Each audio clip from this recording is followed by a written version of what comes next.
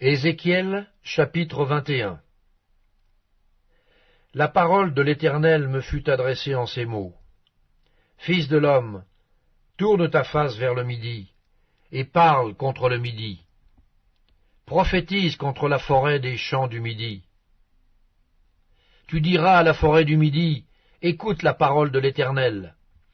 Ainsi parle le Seigneur l'Éternel. Je vais allumer un feu au-dedans de toi, et il dévorera tout arbre vert et tout arbre sec. La flamme ardente ne s'éteindra point, et tout visage en sera brûlé du midi au septentrion. Et toute chair verra que moi, l'Éternel, je l'ai allumé. Il ne s'éteindra point. Je dis, ah Seigneur Éternel, ils disent de moi, n'est-ce pas un faiseur de paraboles? Et la parole de l'Éternel me fut adressée en ces mots. Fils de l'homme, tourne ta face vers Jérusalem, et parle contre les lieux saints. Prophétise contre le pays d'Israël. Tu diras au pays d'Israël, ainsi parle l'Éternel. Voici, j'en veux à toi, je tirerai mon épée de son fourreau, et j'exterminerai du milieu de toi le juste et le méchant. Parce que je veux exterminer du milieu de toi le juste et le méchant, mon épée sortira de son fourreau pour frapper toute chair, du midi au septentrion. Et toute chair saura que moi, l'Éternel, j'ai tiré mon épée de son fourreau, elle n'y rentrera plus. Et toi, fils de l'homme, gémis, les reins brisés et l'amertume dans l'âme, gémis sur leur regard. Et s'ils te disent, pourquoi gémis-tu? Tu répondras, parce qu'il arrive une nouvelle. Tous les cœurs s'alarmeront, toutes les mains deviendront faibles, tous les esprits seront abattus, tous les genoux se fondront en eau. Voici, elle arrive, elle est là, dit le Seigneur l'Éternel. La parole de l'Éternel me fut adressée en ces mots. Fils de l'homme, prophétise et dis, ainsi parle l'Éternel. Dis, l'épée, l'épée, elle est aiguisée, elle est polie, c'est pour massacrer qu'elle est aiguisée, c'est pour étinceler qu'elle est polie. Nous réjouirons-nous? Le sceptre de mon fils méprise tout bois. On l'a donné à polir pour que la main la saisisse. Elle est aiguisée, l'épée, elle est polie pour armer la main de celui qui massacre. Crie et gémis, fils de l'homme, car elle est tirée contre mon peuple, contre tous les princes d'Israël. Ils sont livrés à l'épée avec mon peuple. Frappe donc sur ta cuirasse. Oui, l'épreuve sera faite. Et que sera-ce si ce sceptre qui méprise tout est anéanti, dit le Seigneur l'Éternel. Et toi, fils de l'homme, prophétise et frappe des mains, et que les coups de l'épée soient doublés, soient triplés. C'est l'épée du carnage, l'épée du grand carnage, l'épée qui doit les poursuivre. Pour jeter l'effroi dans leur cœur, pour multiplier les victimes, à toutes leurs portes je les menacerai de l'épée. Ah, elle est faite pour étinceler, elle est aiguisée pour massacrer. Rassemble tes forces, tourne-toi à droite, place-toi, tourne-toi à gauche, dirige de tous côtés ton tranchant, et moi aussi je frapperai des mains, et j'assouvirai ma fureur. C'est moi, l'Éternel, qui parle. La parole de l'Éternel me fut adressée en ces mots. Fils de l'homme, trace 2 chemins pour servir de passage à l'épée du roi de Babylone. Tous les 2 doivent sortir du même pays. Marque un signe, marque-le à l'entrée du chemin qui conduit à une ville.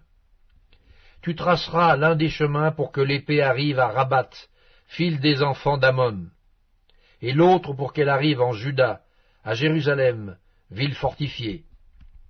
Car le roi de Babylone se tient au carrefour, à l'entrée des 2 chemins, pour tirer des présages. Il secoue les flèches, il interroge les téraphim, il examine le foie. Le sort qui est dans sa droite désigne Jérusalem, où l'on devra dresser des béliers, commander le carnage et pousser des cris de guerre. On dressera des béliers contre les portes, on élèvera des terrasses, on formera des retranchements. Ils ne voient là que de vaines divinations, eux qui ont fait des serments. Mais lui, il se souvient de leur iniquité, en sorte qu'ils seront pris.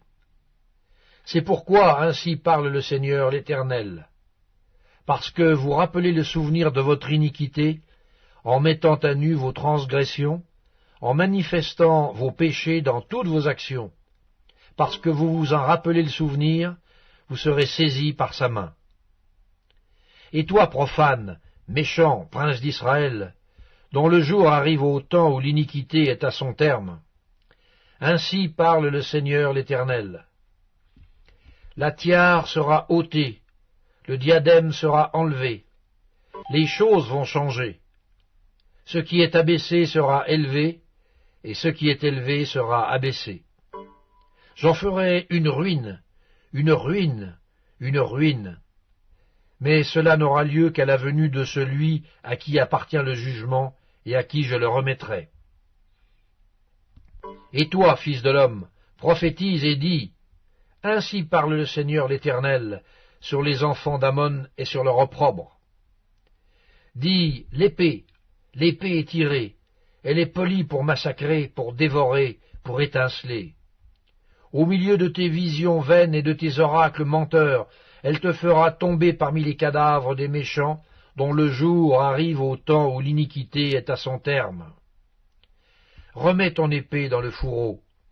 Je te jugerai dans le lieu où tu as été créé, dans le pays de ta naissance.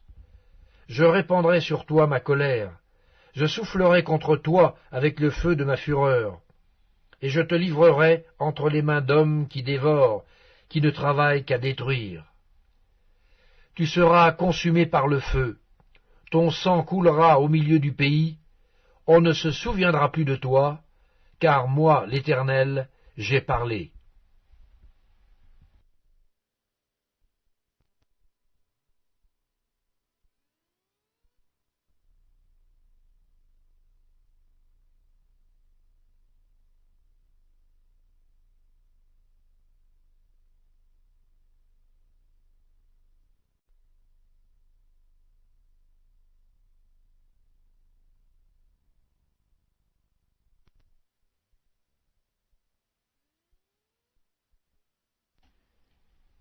Ézéchiel, chapitre 22.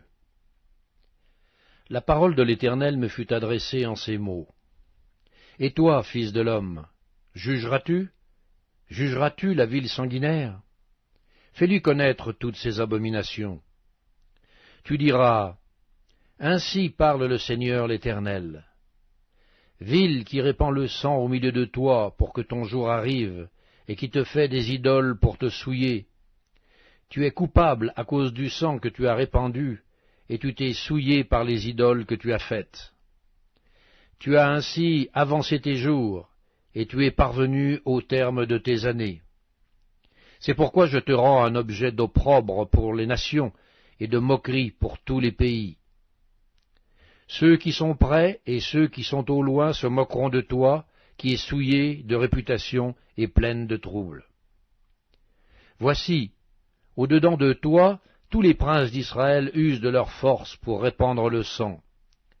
Au-dedans de toi, l'on méprise père et mère, on maltraite l'étranger, on opprime l'orphelin et la veuve. Tu dédaignes mes sanctuaires, tu profanes mes sabbats. Il y a chez toi des calomniateurs pour répandre le sang. Chez toi, l'on mange sur les montagnes. On commet le crime dans ton sein. Au milieu de toi, on découvre la nudité du père. Au milieu de toi, on fait violence à la femme pendant son impureté. Au milieu de toi, chacun se livre à des abominations avec la femme de son prochain. Chacun se souille par l'inceste avec sa belle-fille. Chacun déshonore sa sœur, fille de son père. Chez toi, l'on reçoit des présents pour répandre le sang. Tu exiges un intérêt et une usure. Tu dépouilles ton prochain par la violence. Et moi, tu m'oublies, dit le Seigneur l'Éternel. Voici, je frappe des mains à cause de la cupidité que tu as eue, et du sang que tu as répandu au milieu de toi. Ton cœur sera-t-il ferme? Tes mains auront-elles de la force dans les jours où j'agirai contre toi? Moi, l'Éternel, j'ai parlé et j'agirai. Je te disperserai parmi les nations, je te répandrai en divers pays, et je ferai disparaître ton impureté du milieu de toi. Tu seras souillé par toi-même aux yeux des nations, et tu sauras que je suis l'Éternel. La parole de l'Éternel me fut adressée en ces mots. Fils de l'homme, la maison d'Israël est devenue pour moi comme des scories. Ils sont tous de l'airain, de l'étain, du fer, du plomb dans le creuset. Ce sont des scories d'argent. C'est pourquoi ainsi parle le Seigneur l'Éternel. Parce que vous êtes tous devenus comme des scories, voici, je vous rassemblerai au milieu de Jérusalem. Comme on rassemble l'argent, l'airain, le fer, le plomb et l'étain dans le creuset, et qu'on souffle le feu pour les fondre, ainsi je vous rassemblerai dans ma colère et dans ma fureur, et je vous mettrai au creuset pour vous fondre. Je vous rassemblerai, et je soufflerai contre vous avec le feu de ma fureur, et vous serez fondus au milieu de Jérusalem. Comme l'argent fond dans le creuset, ainsi vous serez fondus au milieu d'elle. Et vous saurez que moi, l'Éternel, j'ai répandu ma fureur sur vous. La parole de l'Éternel me fut adressée en ces mots. Fils de l'homme, dis à Jérusalem, tu es une terre qui n'est pas purifiée, qui n'est pas arrosée de pluie au jour de la colère. Ses prophètes conspirent dans son sein. Comme un lion rugissant qui déchire sa proie, il dévore les âmes, il s'empare des richesses et des choses précieuses, il multiplie les veuves au milieu d'elles. Ses sacrificateurs violent ma loi et profanent mes sanctuaires. Ils ne distinguent pas ce qui est saint de ce qui est profane. Ils ne font pas connaître la différence entre ce qui est impur et ce qui est pur. Ils détournent les yeux de mes sabbats, et je suis profané au milieu d'eux. Ses chefs sont dans son sein, comme des loups qui déchirent leur proie. Ils répandent le sang, perdent les âmes pour assouvir leur cupidité. Et ces prophètes ont pour eux des enduits de plâtre, de vaines visions, des oracles menteurs. Ils disent, « Ainsi parle le Seigneur l'Éternel », et l'Éternel ne leur a point parlé. Le peuple du pays se livre à la violence, commet des rapines, opprime le malheureux et l'indigent, foule l'étranger contre toute justice. Je cherche parmi eux un homme qui élève un mur, qui se tienne à la brèche devant moi en faveur du pays, afin que je ne le détruise pas. Mais je n'en trouve point. Je répandrai sur eux ma fureur, je les consumerai par le feu de ma colère. Je ferai retomber leurs œuvres sur leurs têtes, dit le Seigneur l'Éternel.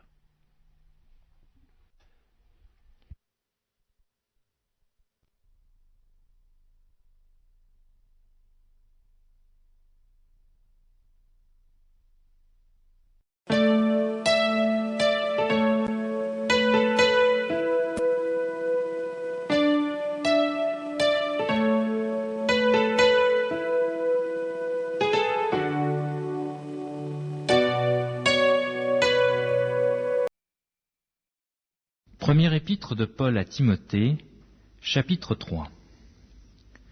Cette parole est certaine. Si quelqu'un aspire à la charge d'évêque, il désire une œuvre excellente. Il faut donc que l'évêque soit irréprochable, mari d'une seule femme, sobre, modéré, réglé dans sa conduite, hospitalier, propre à l'enseignement. Il faut qu'il ne soit ni adonné au vin, ni violent, mais indulgent, pacifique, désintéressé. Il faut qu'il dirige bien sa propre maison, et qu'il tienne ses enfants dans la soumission et dans une parfaite honnêteté. Car si quelqu'un ne sait pas diriger sa propre maison, comment prendra-t-il soin de l'Église de Dieu? Il ne faut pas qu'il soit un nouveau converti, de peur qu'enflé d'orgueil, il ne tombe sous le jugement du diable. Il faut aussi qu'il reçoive un bon témoignage de ceux du dehors, afin de ne pas tomber dans l'opprobre et dans les pièges du diable. Les diacres aussi doivent être honnêtes, éloignés de la duplicité, des excès du vin, d'un gain sordide, conservant le mystère de la foi dans une conscience pure. Qu'on les éprouve d'abord, et qu'ils exercent ensuite leur ministère s'ils sont sans reproche. Les femmes, de même, doivent être honnêtes, non médisantes, sobres, fidèles en toutes choses. Les diacres doivent être maris d'une seule femme, et diriger bien leurs enfants et leur propre maison. Car ceux qui remplissent convenablement leur ministère s'acquièrent un rang honorable et une grande assurance dans la foi en Jésus-Christ. Je t'écris ces choses avec l'espérance d'aller bientôt vers toi, mais afin que tu saches, si je tarde, comment il faut se conduire dans la maison de Dieu, qui est l'Église du Dieu vivant, la colonne et l'appui de la vérité. Et sans contredit, le mystère de la piété est grand. Dieu a été manifesté en chair, justifié par l'Esprit, vu des anges, prêché aux gentils, cru dans le monde, élevé dans la gloire.